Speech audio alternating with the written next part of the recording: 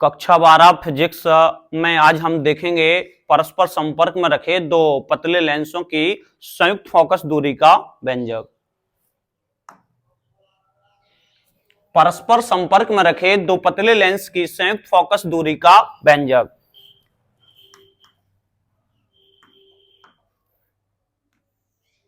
जी पहला लेंस है, जी दूसरा लेंस है। दोनों ही लेंस परस्पर संपर्क में हैं, जिसकी मुख्य अक्ष एक ही है, प्रकाशिक केंद्र भी एक ही है। हमने मान लिया O डैश दोनों लेंसों यानी संयुक्त लेंस का प्रकाशिक केंद्र है। जी पहले लेंस को हमने L1 और दूसरे लेंस को हमने L2 मान लिया है। मुख्य अक्ष पर वस्तु है O। लेंस L1 की उपस्थिति में जब लेंस L2 अनुपस्थित रहता है तो इसका प्रतिबिंब यानी I डैश पर बन जाता है। वस्तु O लेंस L1 की उपस्थिति में अपना प्रतिबिंब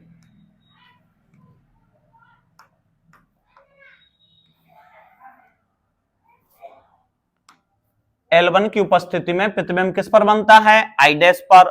अब L2 लेंस की उपस्थिति में I डैश L2 लेंस के लिए वस्तु का कार्य करती है, तो I डैश के द्वारा जब I डैश वस्तु है तो L2 लेंस के द्वारा अंतिम प्रतिबिंब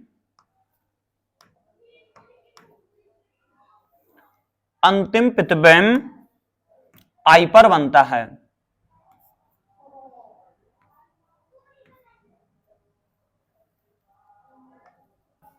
माना L1 व L2 दो पतले लेंस हैं जो एक दूसरे के संपर्क में रखे हैं, जिसका प्रकाशिक केंद्र O डैश है। वस्तु O L1 लेंस की उपस्थिति में यानी L2 लेंस की अनुपस्थिति में अपना प्रतिबिंब I डैश पर बनाती है। I डैश L2 लेंस के लिए वस्तु का कार्य करता है, तो L2 लेंस के द्वारा अंतिम प्रतिबिंब I पर बनता है।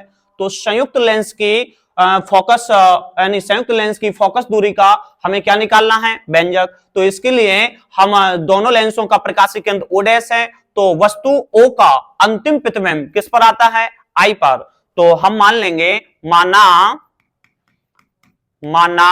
L1 व L2 दो पतले लेंस हैं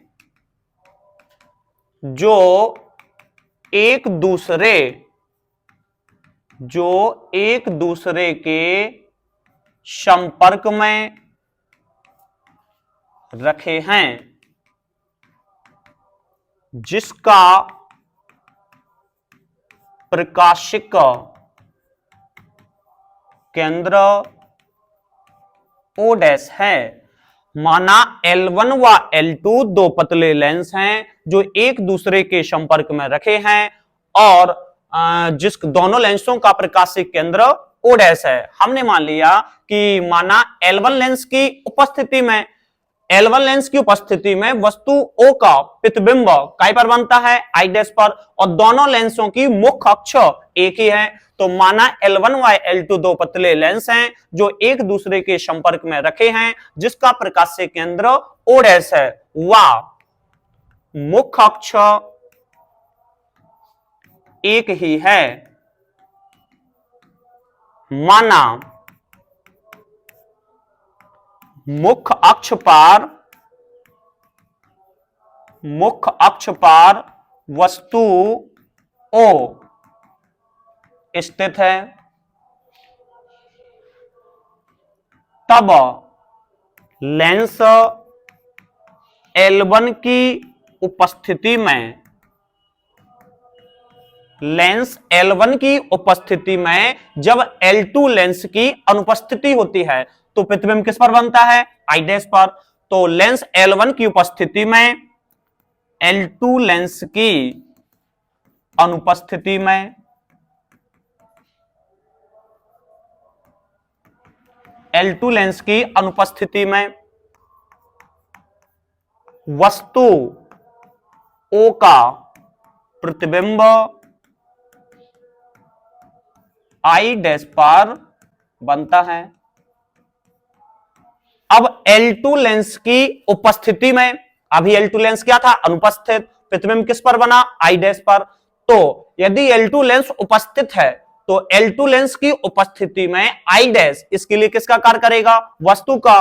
तो L2 लेंस की उपस्थिति में, L2 लेंस की उपस्थिति में आई डैश इसके लिए, यानी किसके, L2 लेंस के लिए वस्तु का कार्य करता है। तो L2 लेंस के द्वारा प्रतिबिंब, अंतिम प्रतिबिंब किस पर आता है, आई पर। तो L2 लेंस के द्वारा प्रतिबिंब आई पर बनता है और संयुक्त लेंस, अब दोनों लेंसों के द्वारा वस्तु क्या है, O, और प्रतिबिंब किस पर बना, आई पर। तो संयुक्त लेंस के द्वारा वस्तु O का अंतिम प्रतिबिंब आई पर बनता है। अब हमने लिया था एक बार L1 लेंस उपस्थित है, L2 लेंस क्या है, अनुपस्थित है। जब L1 लेंस उपस्थित है तो वस्तु O का प्रतिबिंब काय पर बना है, आई डैश पर। आई डैश L2 लेंस के लिए किसका कार्य करती है, वस्तु का। तो L2 लेंस की उपस्थिति में प्रतिबिंब किस पर बनता है, आई डैश। L2 लेंस की उपस्थिति में प्रतिबिंब किस पर बनता है, आई पर। तो L1 लेंस के लिए, L1 लेंस के लिए बताओ, L1 लेंस के लिए वस्तु की दूरी क्या होगी, वह O डैश क्या बन जाएगी आपकी वस्तु की दूरी, और O डैश आई डैश क्या, L1 लेंस के द्वारा वस्तु O के द्वारा प्रतिबिंब किस पर बना था, आई डैश पर। तो वस्तु की दूरी इसके लिए क्या होगी, O डैश, और O डैश आई डैश इसके लिए किसकी दूरी होगी, प्रतिबिंब की। तो O डैश हो जाएगा वस्तु की दूरी U, वस्तु की दूरी, और O डैश आई डैश हो जाएगा V डैश, जी किसकी दूरी है, प्रतिबिंब की दूरी। हमने मान लिया कि L1 लेंस की फोकस दूरी बराबर F1 है। तो लेंस सूत्र से, लेंस सूत्र क्या होता है, लेंस सूत्र से 1/f बराबर 1/v माइनस 1/u से। अब यहां पर फोकस क्या है L1 लेंस के लिए, F1, और वस्तु की दूरी क्या है, u, और प्रतिबिंब क्या है आपका, v डैश। तो यहां हो जाएगा आपका 1/f1 1/v, v की जगह हम क्या लिखेंगे, v डैश, और u का u रहेगा। समीकरण नंबर 1 जी किसके लिए है, L1 लेंस के लिए। अब L2 लेंस के लिए आई डैश किसका कार्य करती, L2 लेंस के लिए आई डैश किसका कार्य करता है, वस्तु का। तो L2 लेंस की उपस्थिति में जब आई डैश वस्तु का कार्य करता है तो इसके लिए वस्तु की दूरी क्या होगी, O डैश आई डैश इसके लिए वस्तु की दूरी है, और O डैश आई क्या है, इसके लिए प्रतिबिंब है, यानी प्रतिबिंब की दूरी है। तो L2 लेंस की उपस्थिति में, यानी L2 लेंस के लिए, L2 लेंस के लिए O dash I dash, O dash I dash हो जाएगी आपकी किसकी दूरी, वस्तु की दूरी, और O डैश आई हो जाएगी प्रतिबिंब की दूरी। अभी हमने L1 लेंस की फोकस दूरी, L1 लेंस की फोकस दूरी क्या मानी है, F1। अब हम मानेंगे L2 लेंस की फोकस दूरी F2 है, तब लेंस सूत्र से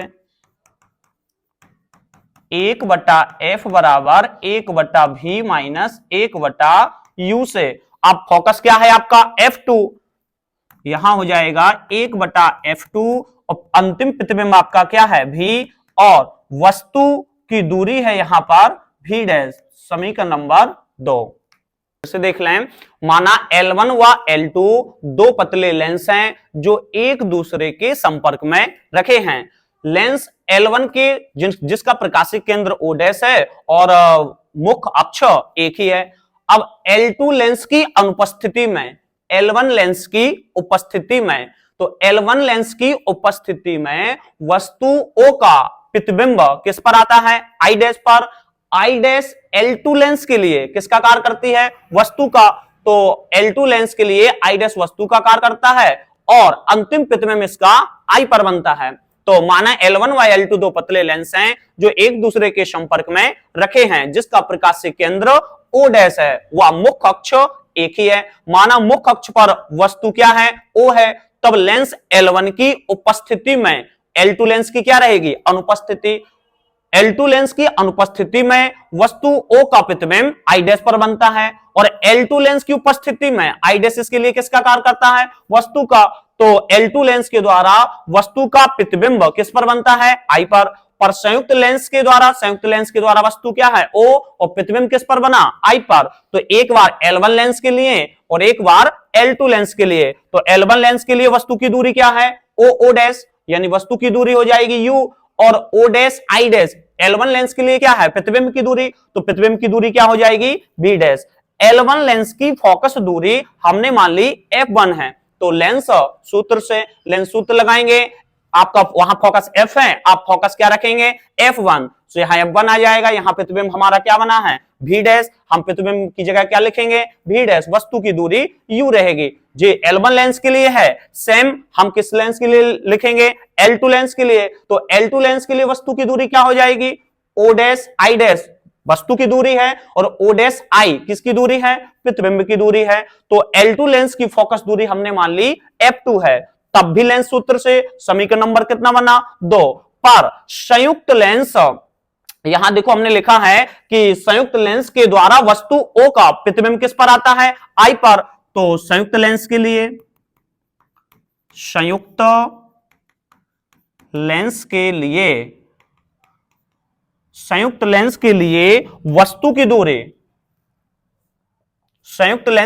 वस्तु की दूरी क्या है? O डैश वस्तु की दूरी है और O डैश I प्रतिबिंब की दूरी है।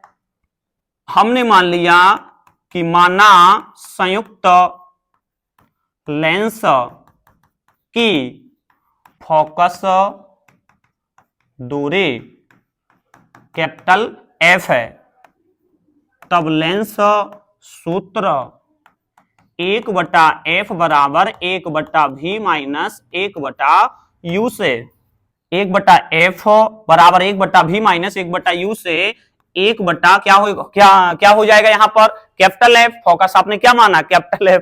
तो 1 लेंस सूत्र से, हाँ संयुक्त लेंस की फोकस दूरी क्या है यहां पर? Capital F। तो लेंस सूत्र क्या होगा यहां पर? 1/f बराबर 1/v माइनस 1/u से। तो 1/f बराबर 1/v और माइनस 1/u। समीकरण नंबर 10।